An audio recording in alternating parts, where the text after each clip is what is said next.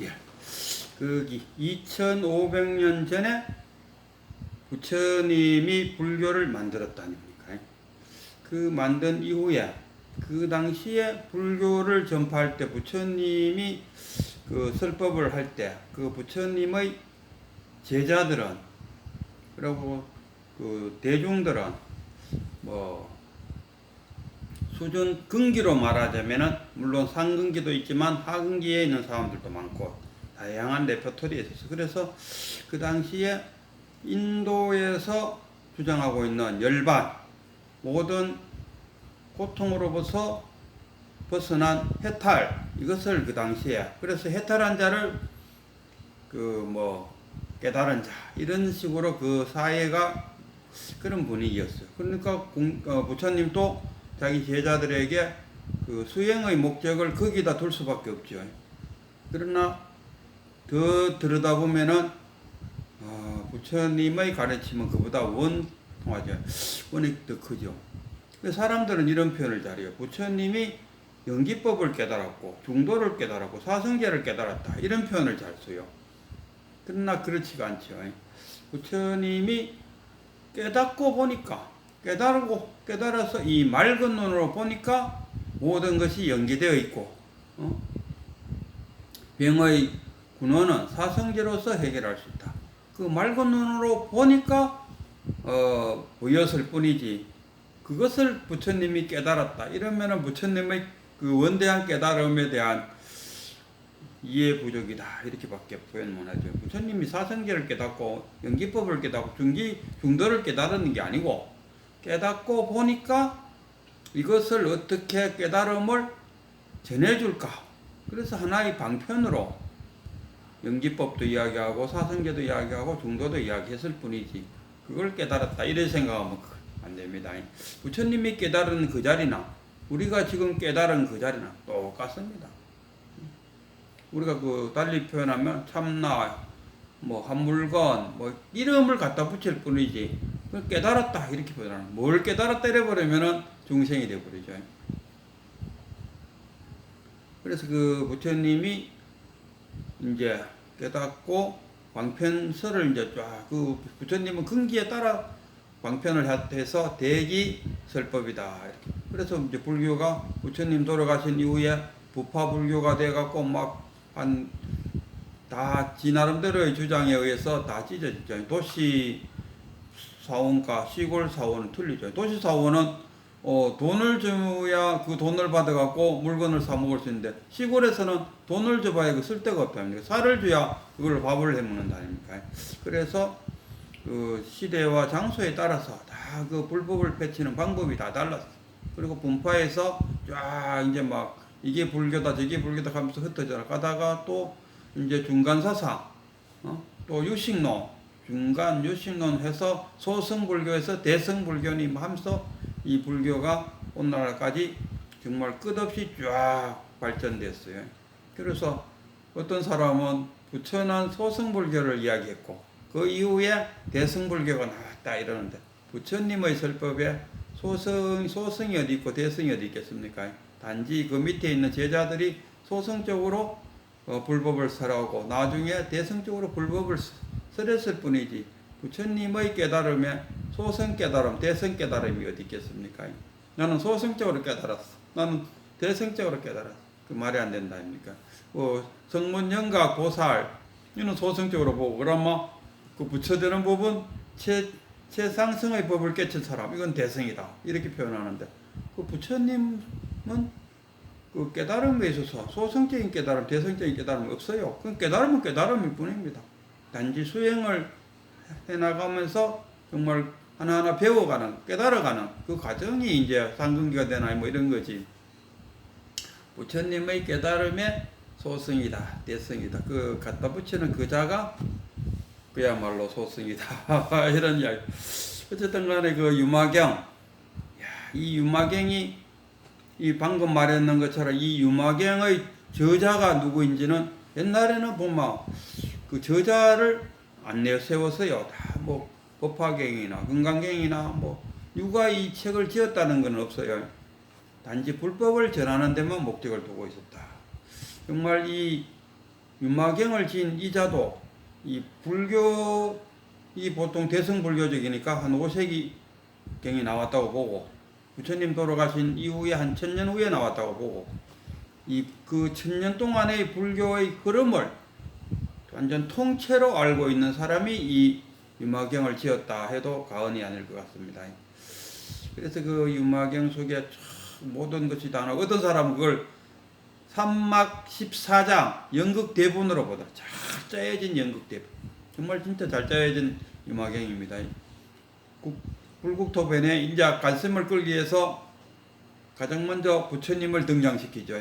등장시키고 불국토는 어디 있느냐? 중생의 마음속에 있다. 한마디로 말하면 그거 아닙니까? 불국토가 어디 있느냐? 중생의 마음속에 있다. 뭐 직접적으로 얘기하면 내 마음속에 있다. 10만 8천리 저 밖에 있는 것이 아니고 내 마음속에 불국토가 있다. 내 마음만 청정히 하면 그것이 바로 불국토다. 그 다음에 2편에 들어가고 유마경을 등장시키면서 유마경은 이러이러한 사람이다. 뭐 한마디로 딱 이야기하자면 부처님의 아바타다. 부처님의 하신이다. 뭐 이 정도로 유마경을 훅 띄워줍니다. 그리고 유마경이 이제 나는 아프다. 왜 아프냐? 중생이 아프니까 나도 아프다. 그래서 문병오라 하고 온 동네 소문 내니까 왕이라 왕자라든가 귀족, 장자, 뭐 있는 사람 없는 사람 뭐 바라면 누구든지 다 왔겠죠. 근데 이 유마경이 오는 사람마다 그 사람들의 근기에 맞게 대승적인 설법을 해갖고 최상승의 안욕따라 삼막삼보리를 얻을 수 있는 계기를 만들어줬다. 그러다가 이제 부처님은 왜 안 오지 하는 그 생각을 갖자 부처님이 자기의 10대 제자를 갔다 온다고 이야기했죠. 그 차례로 사리자에 갔다 온다. 못 간다. 너는 뭐 그 자선하다가 혼났다. 그러면 목불교 네가 갔다 온다. 저도 뭔가요. 연설하다가 혼났다. 그러면 누구야? 가섭이한테 갔다 온다. 가섭이도 아이고 저도요 그 공양 나갔다가 혼났어요. 그럼 수보리 네가 갔다 온.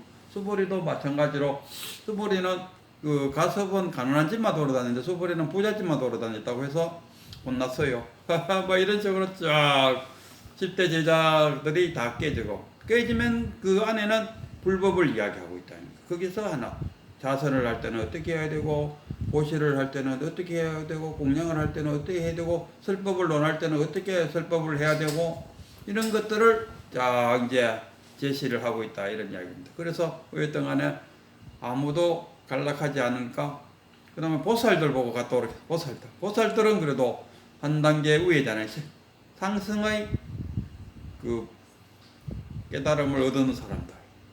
이 소승은 뭐냐 하면 자신의 번뇌망상을 끊고 열반에 드는 것을 최고의 목적으로 잡고 있죠. 그러나 대승으로 갈 때는 열반 그 자신의 번뇌망상 속에서 열반하고 있다. 그러니까 그 중생심 속에서 불심을 쓴다. 불심도 됐다가 중생심 됐다가 그러지 어떻게 불심만을 갖고 이 세상 살 수 있나요? 화가 나는데도 화를 안 낸다면은 그거는 모질이지. 어떻게 그 부처라고 말할 수 있겠습니까? 화가 날 땐 화를 내고 그리고 또 평정심으로 돌아왔을 때는 또 부처심이 되고 이게 불심이지. 오직 부처심으로 그 누군가 뭐 그 보니까 10대 제자 중에서 뒤에서 뭐 돌을 던지고 뭐 어깨를 쳐도 화를 안 내고 그냥 태연하게 걸어가더라. 그래서 정말 불심이 가득하다. 이거는 거짓말. 이거는 불심이 아니다. 화가 그러니까 부처님도 1차 화살과 2차 화살을 구분했어요. 1차 화살 우리가 희노애락 오육 감정을 다 나타내는 게 1차 감정이잖아요. 그러나 그걸로 인해 갖고 집착하지 않고 망상을 피우지 않는 것. 그것이 불심이라.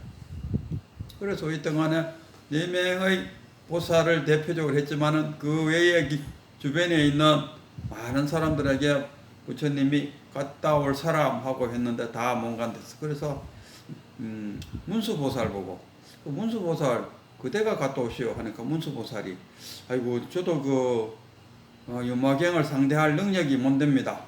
하지만 그 부처님이 갔다 오라 하니까 뭐 제라도 갔다 오겠습니다. 이랬어요.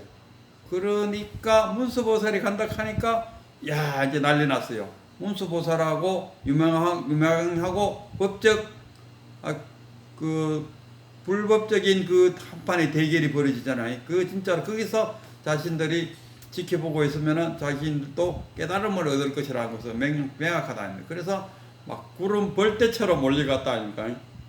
그걸 딱 유마경은 알고 미리 알고 온다는 걸 알고 자기 방을 텅 비웠어요. 단지 침대 하나만 방 안에 놔놓고 자기가 침대에 누워있고 그 방 전체를 텅 비웠어요. 그건 뭡니까? 공이죠. 공이라는. 우리가 이 실상에서도 그래요. 저도 집에 내 혼자 만약에 산다 하면은 내 방에 그냥 뭐 잠잘고 비기 하나 하고 이불 하나만 있으면 되지 않을까? 옷에니까 그 핸드폰도 하나 있어야 되겠지. 그것만 있으면 뭐 굳이 되는데, 그 집에 들어가서 우리 집 또 아파트인데 아파트 문을 열고 들어가 보면은 저도 이런 생각을 해요. 지금 내가 살고 있는 집에 절반을 끄집어내갖고 확 버린다 해도 내가 살아가는데 전혀 지장이 없지 않겠나 이런 생각을 좀 가져요. 어쨌든 공을 이야기하고 싶어서 유마경은 자기 방을 텅 비웠다. 그래서 드디어 이제 문수보살이 왔어요. 근데 그 뭐 수많은 뭐 숫자가 전산삼 우산삼 하듯이 쫙 왔다 아닙니까? 전산삼 우산삼 수도 없이 왔다 이 말이지. 근데 그 유마경의 방 속에 다 들어왔어요. 그거는 유마경의 뭐 도술로서 누구든지 다 앉을 수 있도록 이렇게 했겠죠. 했다 하고 그래서 유마경이 드디어 문수보살에게 법담을 던집니다. 선문답을 하나 하죠. 오는 바 없이 왔고 본 바 없이 봅니다. 이렇게 인사를 했어요. 유마경이. 어서 오시오 문수보살이시여. 오는 바 없이 왔고 보는 바 없이 봅니다. 하니까 윤마는 나름대로 잘 이렇게 인사를 했는 것 같은데 문수보살의 답변은 썩 그렇게 와닿지는 않는데 뭐 또 별 뜻이 있겠죠. 문수보살이 답하기를 만약에 오지 않았으면은 만약에 왔으면 다시 못 오고 간다면은 다시 못 갈 것입니다. 뭐 이렇게 답을 했어요. 별로 그렇게 썩 와닿지는 않더라고요. 그래도 뭐 그게 뭐냐 했을 때 그게 본래면 뭐 참나 한물건 뭐 그거 아니겠습니까? 오고 감이 어디 있노? 보통 우리가 잘 하지 않습니까? 오고 가는 거는 이 육체 몸뚱어리가 오고 갔을 뿐이지 참나는 여의하다. 늘 그 자리. 우리 그 물고기가 막 헤엄쳐 갖고 어항 속을 돌아다니다 해도 어찌 됩니까? 명구 어항 속이라. 우리가 공기 속에서 막 여기 가고 저기 가고 온 동네를 다 돌아다니고 뭐 미국을 가고 뭐 어디를 간다 해도 뭡니까? 공기 속이지. 좀 더 넓게 하면 어디입니까? 지구 속이. 지구 안에서 막 왔다 갔다 하지만 그 자리. 정신세계도 마찬가지입니다. 여의할 뿐. 참나는 여의할 뿐. 오감이 없다. 뭐 이런 표현. 극한의 그 선문답에서 제가 기억나는 거 하나 소개하면 이래요. 그 위에 해능부터 얘기하면 해능 밑에 남악해양, 남악해양 밑에 마조, 마조 밑에 백장, 백장 밑에 윗산, 그 다음에 항배 이렇게 있어요. 그리고 윗산이 이제 백장으로부터 분리돼 나와서 그 백장 그 윗산 밑에 그 유명한 앙산이라는 제자가 있어요. 그래서 위양종을 만들었어요. 두 사람이 만들어갖고 이 뭐 이름이야 위양종이지만은 이 앙산이 만들었다 해도 뭐 과언은 아닐 것 같습니다. 이 앙산이 누구냐? 리틀 부처, 작은 부처라고 말할 정도로 아주 영턱 있는 거죠. 그 타몬이라는 그 스님이 동그란 그 동그란물 뭐라 하죠? 그거를 98경강 그려갖고 이 앙산한테 줬는데 앙산은 그걸 불태워버렸어요. 그래갖고 이걸 다 불태우면은 그대는 뭐 다 이해했다 하지만 그걸 어떻게 후세들한테 전달할 것인가 이렇게 말하니까 그래요? 다 태운 그 98개를 쫙 그 원불교 이렇게 동그란 거 있지 않습니까? 그걸 뭐라 하자? 그거를 준 그대로 그 자리에서 98개를 다시 싹 다 버려버려요. 그 정도로 영특했어요. 그리고 이제 항백의 지금 항백하고 위산하고는 어떻게 보면 한제자 잔스승님 밑에 나서는 횡재라고 보고 그 밑에 앙산 그다음에 요 밑에는 임제입니다. 그러면 이거 사천지간이 되겠죠. 우리 속세로 말하면. 그래갖고 이제 임제가 항백의 심부름을 하기 위해서 위산을 찾아갔어요. 위산을 찾아가니까 앙산이 딱 이제 임제를 맞이했어요. 그러고 이제 테스트를 하죠. 앙산이 그대가 항백 밑에서 공부하면서 깨달음을 얻었다 하는데 어떤 것을 깨달았는지 한번 보여줄 수 있습니까? 하니까 임제가 딱 손바닥 한 번 탁 튕기는으로써 알겠습니다. 앙산이 알겠습니다. 이렇게 되었어. 말이 필요 없는 거야. 요새는 보면 이것뿐입니다. 이것뿐입니다. 이것뿐입니다. 이렇게 말하는데 앙산한테 간 임제는 한번 보여주세요. 그러니까 참나를 한번 보여주세요. 손바닥 한 번으로 것이라고. 그러니까 앙산이 알겠습니다. TV를 보고 있는데 어느 스님이 이제 무슨 볼일을 마치고 자기 큰 스님을 자기 스승님을 찾아갔어요. 근데 그 스승님도 대단한 분이래요. 그래갖고 이제 자기 제자가 왔으니까 이제 질문을 했어요. 그래서 스님 이름을 밝히는 게 예의가 아니라더라고. 그러니까 아마 그 사람을 칭찬해야 한다고 그 스님의 이름을 밝혀놓으면은 반대파가 있어갖고 도를 까니로 놓는다 그러고. 그래서 이름을 안 받. 그때 동안 스님이 자기 스승 스님을 찾아갔어요.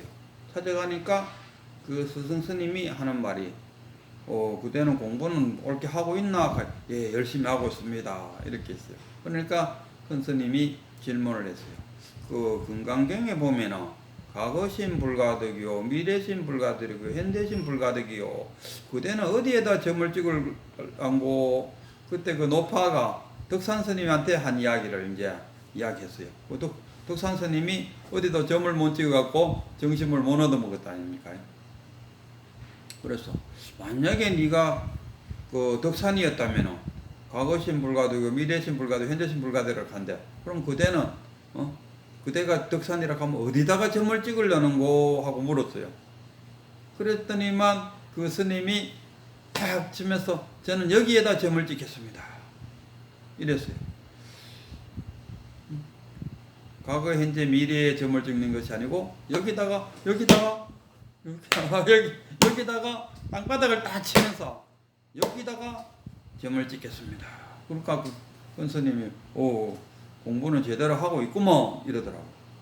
근데 만약에 물었다면 저는 그냥 아무 말 없이 그냥 임제가 손뼉 한번 떡 치듯이 물러붙이라. 여기다가 하면 뭡니까? 여기라 말 그 자체에 벌써 세우게 돼. 망상을 세우게 되는 거죠. 하나의 망상이 서버려요. 집착이 된다. 여기라면. 그럼 지금 도를 말하면서 말이 굳이 필요 없다 아닙니까? 그대는 어디에다 점을 찍으려는 거 그만. 이걸로 끝이라. 여기에 만약에 말을 덧붙이면 개구직착이 돼버려. 개구직착.